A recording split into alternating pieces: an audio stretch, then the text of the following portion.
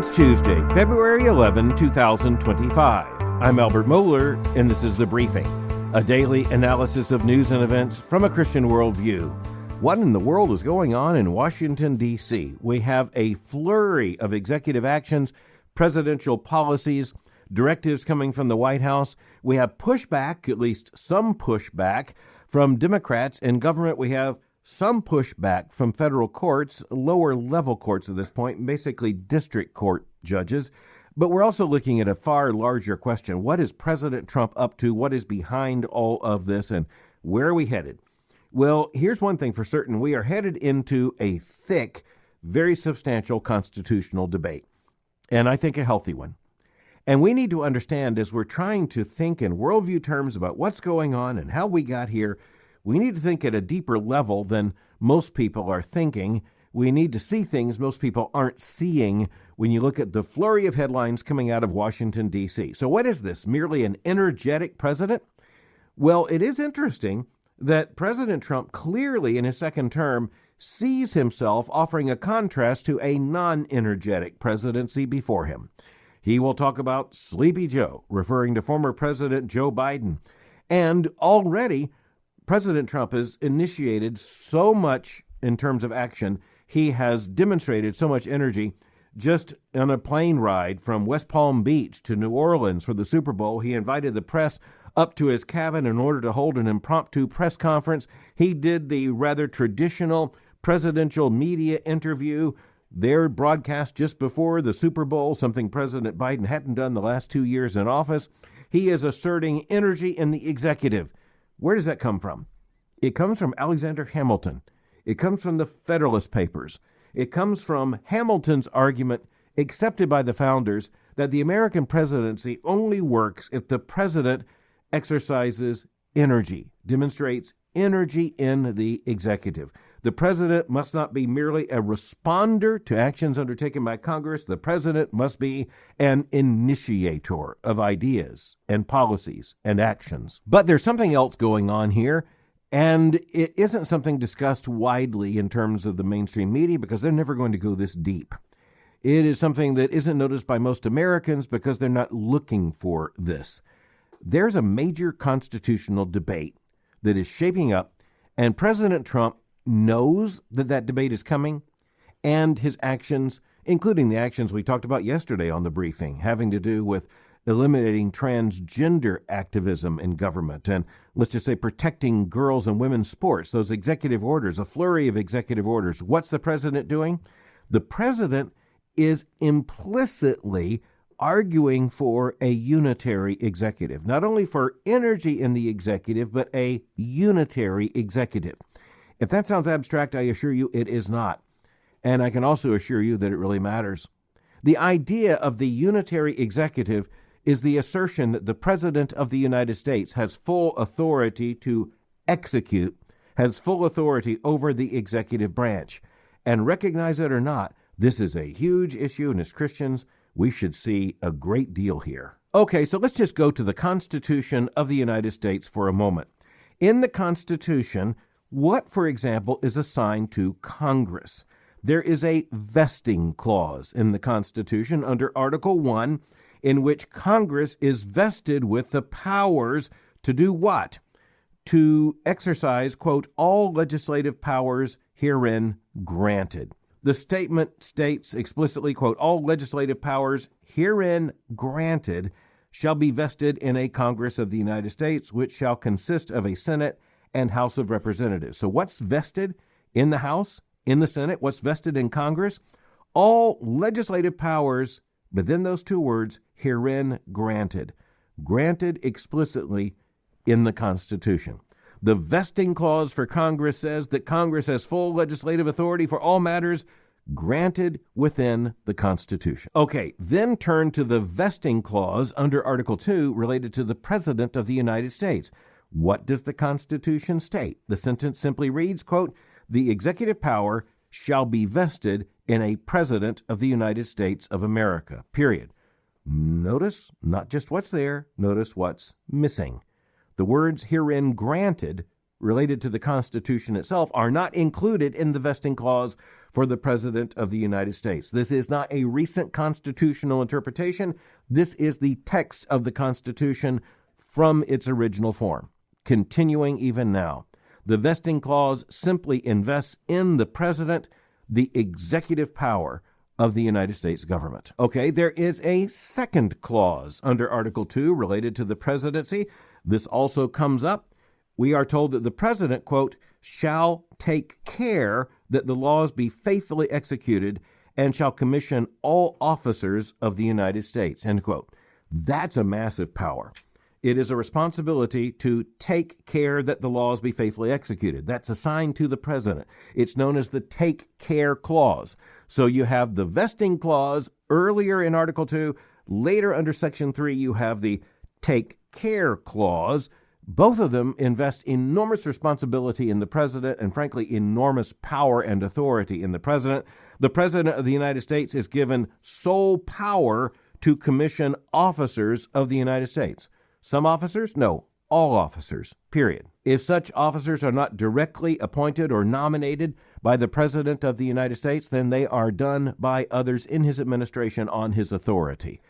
This is an absolute power. It's a sole power given to the President of the United States in the Constitution. So what is going on here is the assertion of an idea known as the Unitary Executive.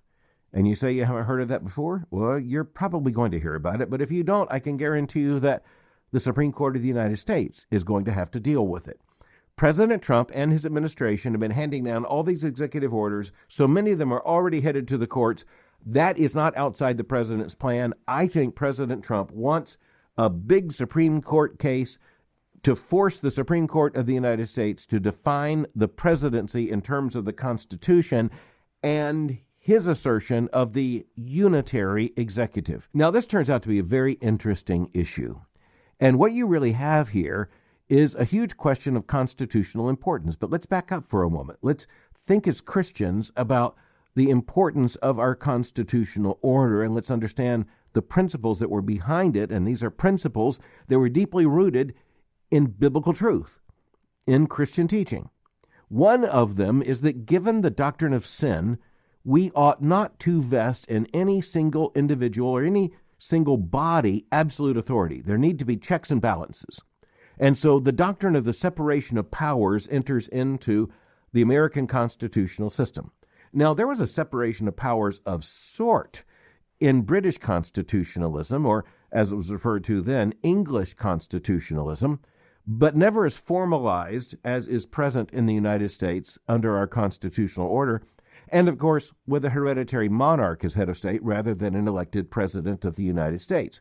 Now, in one sense, our Constitution offers a unitary executive simply by definition. The most important unity is the fact that under the American system, you have the head of state and the head of government as the same individual. In Britain, the king, or the reigning monarch, is the head of state. The prime minister is the head of government. There's the division. In the United States, that is not the division. The head of state and the head of government are the same person. But the division of powers, the separation of powers, comes with the three great branches of government. You have the executive. Before that, you have, in constitutional priority, the Congress of the United States of America, the legislative branch. And then you have the judicial branch. Most importantly, the Supreme Court of the United States, but also all lesser federal courts. You have the legislative, the executive, and the judicial. Now, no one's really arguing too much about Congress's authority to be Congress. There's not too much debate about the Supreme Court's responsibility to be the Supreme Court. The question is, how exactly does a president serve as president? What exactly does the presidency mean in the year 2025? Why are we even saying it could be different? Well, it is because that in the view of many progressives or liberals, effectively, there are four branches of government. You have the legislative, that's Congress. You have the executive, that's the president. And you have the judicial, that's the Supreme Court of the United States and all lesser courts. What's the fourth branch of government? It is, and this is where conservatives have learned how important this is, there is claimed by some people basically a fourth branch of government, which is the administrative state. President Trump and others will refer to it as the deep state. It is this non-constitutional but very real body of so many federal bureaucracies, so many administrative offices, so many federal officials, so many bureaucrats, this extensive system of federal commissions and agencies and all the rest that seems to exist now as if it has a life of its own. And what's really interesting is that when you see many people, particularly Democrats, complain about actions taken by President Trump, they're saying that he is exercising authority that is not his, but belongs to some kind of federal administrator. President Trump is responding with the theory of the unitary executive, and that is simply to say, according to the words of the Constitution, all those people work for me, period. We've got to get in some of the weeds of history, but I promise you it's really interesting. Where does the idea of the administrative state comes from? Don't look to Washington. Don't look to New York. Don't look to, say, Berkeley, California. Look to Berlin. Look to Germany. Look to the 19th century. And look at Chancellor Bismarck, Otto von Bismarck, the Chancellor, the Iron Chancellor of Germany. And how did he intend to bring Germany into the modern age?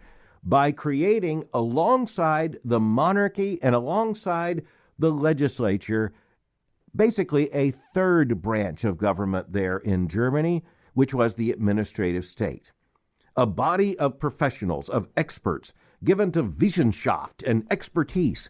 They would have power, enormous power, and the legislature would grant the bureaucracy this kind of power, then stand back because the legislature is going to be made up of experts.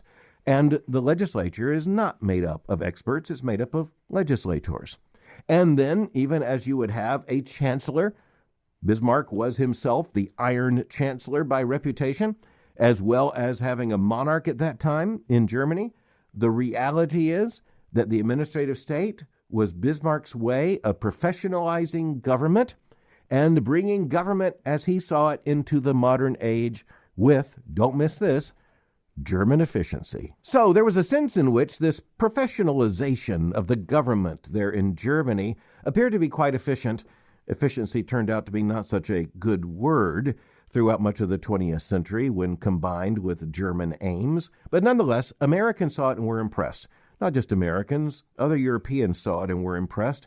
One American who saw it and was mightily impressed was a professor, basically you could say, of political science. A professor of political science named Woodrow Wilson, who later would become president of Princeton University, governor of New Jersey, and then in the early years of the 20th century, he would be elected the president of the United States. And he had argued in his own lectures and in his books already at the end of the 19th century that the American Constitution was basically out of date and that it was not made for a modern state. His way around it was to create the administrative state within the state. It would be, as in Germany, a regime of experts. It would be largely independent of political scrutiny because, after all, you'd have government experts. They're the experts. What could the legislators say in contrast or in contradiction to the experts? They're not experts. So it was a huge shift in government, not only in Germany, but later in the United States, especially under two Democratic presidents, especially under Woodrow Wilson and later Franklin Delano Roosevelt. You had this vast expansion of the federal government. Now, let me just say, that was not without some apparent justification at the time. There were very real needs that it appeared the American government could fulfill. There were modern roles the American government could fulfill, but it needed to hire a lot of people. It needed to man a lot of agencies. It needed to create a lot of personnel. It needed a lot of policies. And increasingly, that would expand the federal budget, and it would also expand the authority, or at least the power of the federal government. Some of this was seen as necessary. You have great challenges. You have the challenges of the modern age. You have the challenges of modern railroads. You have the challenges of a modern economy. You have all kinds of issues. You also have accelerants in terms of the development of the administrative state. Those accelerants going back to the 19th century would include the Civil War. And they especially would include World War I and World War II. As you look at the war expanding federal power, just take in view of the fact that the United States was responding to these very real military threats, and it had to create this great superstructure in order to be effective in creating a modern war machine. And of course, the problem is that that machine continues after the war is over. And then such things as the Cold War simply gave impetus. But it was also the New Deal. Under Franklin Delano Roosevelt, it was the expansion of the federal government. And of course, it just grew and became even more expansive. And in the modern scientific age, the experts just became more and more numerous, and they both grabbed and were effectively given more and more authority. By the time you get to the New Frontier of John F. Kennedy and the Great Society of Lyndon Johnson, even the administration of Richard Nixon, you see this vast expansion of the bureaucracy. You see this vast expansion of the administrative state.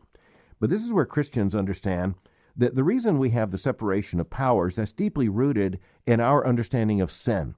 The last thing you want to do is concentrate power unchecked, authority uncontrolled, because that will grow malignant.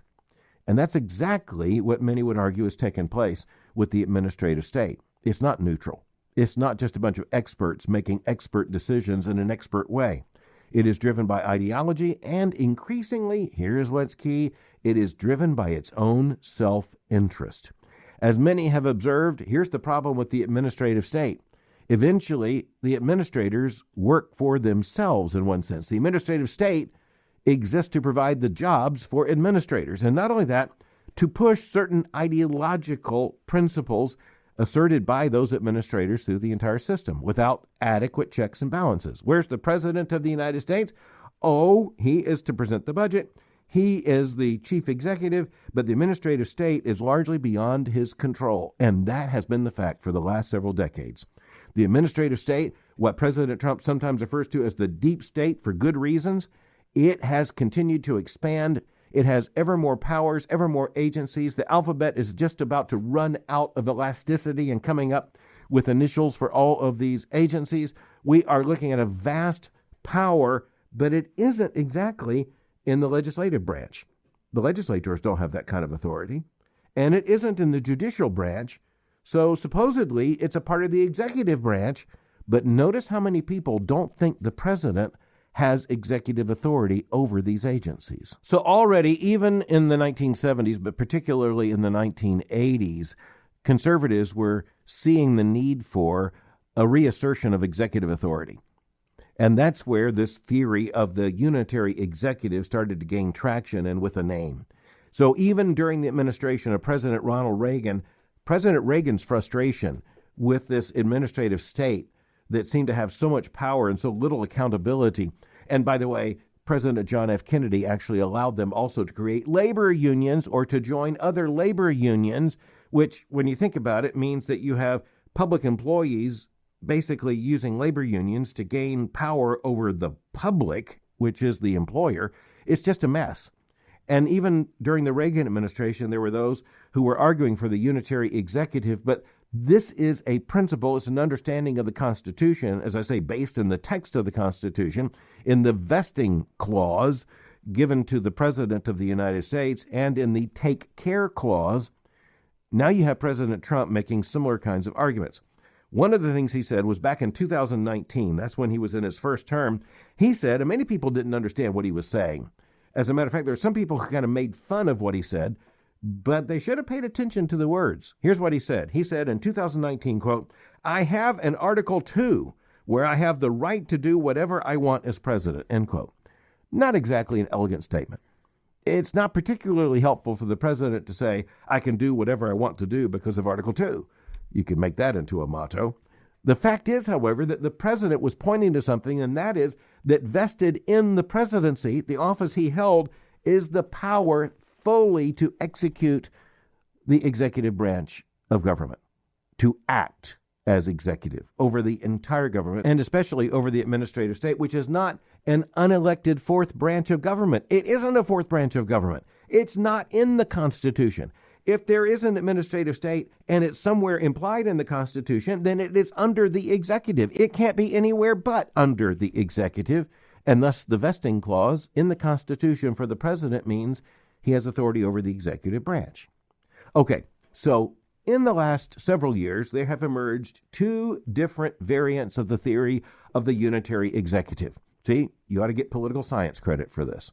The first is the strong view, and trust me, President Trump has the strong view. So does Russell Vought, the director of the Office of Management and Budget, who has articulated so much of this, and others around the president as well. You have the strong view, which is simply that the vestings clause and the take care clause invest ample and sole authority for the elected president of the United States to exercise executive authority over the entire executive branch. Period. There are others who are saying, no, there is a vesting clause and there is something like a unitary executive implied in and required by the Constitution, but they say, Congress has the authority through its own actions to limit the president's involvement in or power over certain of these principles. And what Congress adopts, the president does not have, as the unitary executive, the power to change the laws unilaterally or to ignore legislative intent. Well, that's going to be eventually argued before the Supreme Court of the United States. I don't have to be a prophet. You don't have to be a prophet to see this coming. The president knows it's coming, and at least many in Congress know it's coming, and it's probable for sure that the justices of the Supreme Court of the United States know that it's coming. In the background is Supreme Court jurisprudence going back to, of course, the constitutional era, but even more in the background is a 1984 Supreme Court decision known as Chevron, in which the court argued for the usual deference to administrative authority. However, that has turned out to be a disaster, and it is likely that the conservative majority on the Supreme Court is eager to revisit the question. What's at stake in all of this? Well, in reality, our constitutional order is at stake. The definition of the presidency and the authority and powers of the presidency, all that is at stake. But you also have at stake just the mechanics, the sheer mass of the federal government and the reality of the administrative state. Neil Ferguson, very prominent historian. He's taught at Harvard. He, of course, is a major British historian. He has said that the President of the United States holds a unique position. Quote, "The President sits atop a sprawling org chart. There are 15 executive departments, 430 federal agencies, 229 agencies, and 201 sub-agencies. The process whereby the executive branch constantly subdivides itself like some kind of rapidly growing cellular organism can be traced back to FDR, meaning Franklin Delano Roosevelt. Quote, within the White House itself, there's a National Security Council and a National Economic Council, to name just two sources of presidential advice." He then writes this, and remember, he's British, quote, "The true role of the president is to try somehow to ensure that this vast array of institutions collectively functions in ways that vaguely resemble the platform he campaigned on." He goes on, quote, "More accurately, the president acts as the arbiter when the collisions between competing agencies cannot be sorted out within the bureaucracy." He goes on to say, and I quote, "And this is just the executive branch," end quote. Okay, so President Trump has entered the White House in his second term with enormous energy. Look at all the executive orders. Look at all his nominations. But hey, we do need to do a little math. Look what the White House is up against. Neil Ferguson gets it right. Quote, "Only a small fraction of key positions have been filled.